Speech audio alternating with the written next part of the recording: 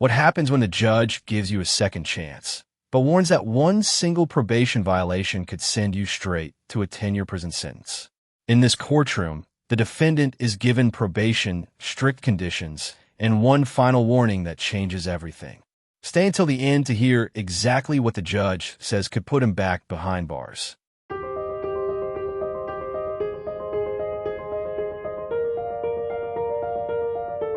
Being scared isn't an excuse anymore, because if something happens, if I go follow this probation and something happens while you're on this probation, you're looking at the 10-year sentence that you already agreed to. No negotiations, 10 years in prison. Do you understand? All right, then I'm going to find that you entered your previous plea of guilty freely and voluntarily. Find sufficient evidence to find you guilty, and at this time find you guilty of evading arrest or detention with previous convictions. Also find the prior offenses convictions true that you pled true to. Sentence you in accordance with your agreement to a term of 10 years in prison, but I'm going to probate that. You'll be on probation for 10 years. The order to pay the 6 years, Judge. It's 10 probated for 6. Okay, sorry, the PSI has it as 10. That's right. So that would have been one of those corrections. Yes, I apologize. 6 years probation. You're ordered to pay the $500 fine and to follow all of the rules and conditions of probation. Clause number 24, DCCR 2353. Mr. Days was previously in court, entered a plea of guilty to evading arrest or detention with previous convictions. I've received the pre-sentence report. Has everyone had an opportunity to review that report? Defense has your honor. Yes, sir. Are there any additions or corrections? None from defense. So I guess what I'm trying to figure out is the additional case. Was there an assault Your Honor, filed also as part of this? it was not filed, Judge. It was refused, Your Honor, according to the report, and it's hotly contested on the defense. Okay. Okay. So that's the burglary that was refused. Yes, Your Honor. And I know there's a recitation of the facts but those are hotly contested. Okay. All right. Well, then, I mean, obviously the criminal history gives me a whole lot of concern. And whatever went on that night shouldn't have happened. I mean, I don't understand. In 2019, there was an evading arrest or detention with previous convictions, and he got a 4-year TDC on it. So I guess initial offer was for time in this case, Judge, after lengthy discussions with Mr. Lane and the fact that underlying case was refused. I came down with a probation. We respect your opinion on this. My only brief retort, Your Honor, is these are evading on foot. but you don't get to keep doing it and then get rewarded for continued bad behavior, right? You don't go to prison for something typically and then get a better deal the next time you do the same thing. You see how that doesn't make sense to me and to most people? And Your Honor, brief argument, we are asking the court to follow the agreement. Mr. Diggs does have a lifestyle and a plan, work and paying child support, a life now that does not seem like anything that the court is reviewing now.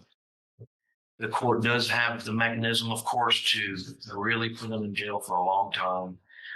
The more recognition therapy can work, any other type programs the court may have. We believe he can do it. I mean, so I guess the case is from 2024. Have you been out since then on bond? And I got the letter, and I'll take judicial notice to the court's file. It does include a letter that was sent over by your attorney for Mr. Peterson, who I used to work with and trust and value his opinion greatly. And he sent a very supportive letter about you working in that office building, and that everyone valued you there. So obviously, maybe you finally figured it out, because the criminal history doesn't look like it. But You're older now. A lot of this was when you were younger, but you got to realize that it doesn't matter if you get scared. It doesn't matter what you're doing. If a cop says they want to talk to you for any reason, you would have been talked to them and not been here in felony court if you hadn't ran, you know? So, it sounds like this shouldn't be a problem for you. It's just following the rules, go into probation, do your community service, keep working, and you should be fine. You'll be able to serve that 10-year sentence while you're out on probation. The other side of that, though, is if you violate any instance of probation, you'll be brought back into court and your probation can be revoked and you would be facing that 10-year sentence that you've agreed to. Do you understand? All right, I'm handing you the trial court certification that shows this was an agreement that I followed, and so you waived your right to appeal. I also handed you a written admonishment regarding your ineligibility to possess a firearm or ammunition. Because of the judgment entered against you, you're ineligible under Texas law to possess a firearm or ammunition. Possession of a firearm or ammunition could lead to charges against you. If you have any questions about the laws that make you ineligible to possess a firearm or ammunition or about how long that lasts, you can talk with Mr. Lane. If you'll just have a seat here in the courtroom, watch for probation. She's going to call you up to her desk when she's ready to go over your paperwork. Good luck to you, sir. Thank you. Would you turn that window down, see if maybe it'll kick on? Turn. Good morning, ma'am. Are you Terriana Frazier? Yes, ma'am. And Ms. Frazier, were you able to get someone hired? No, not yet, but I spoke to four of them, and I was trying to see if it's too late to get a court appointed lawyer. Well, no, it's not. Who'd you talk to? Thomas Burbanks, Speak up, please. Thomas Burbanks, Thomas Holmes, Mark Cameron, and James Patterson. Okay. And are you working? Oh, yes, I do have. You do what? I do have. Okay, so what I'm going to thank you for doing what I asked you to do. I'm going to have you fill out some paperwork this morning to see if you qualify for a court-appointed lawyer. Make sure you fill it out accurately and completely. You're going to swear under oath that it's all true and correct, and then I'll take a look at it, okay? Step in front of the clerk on the end. A 10-year prison sentence is still hanging over his head. And this time, there are no more excuses and no more negotiations. One violation could bring him right back to court and send him to prison.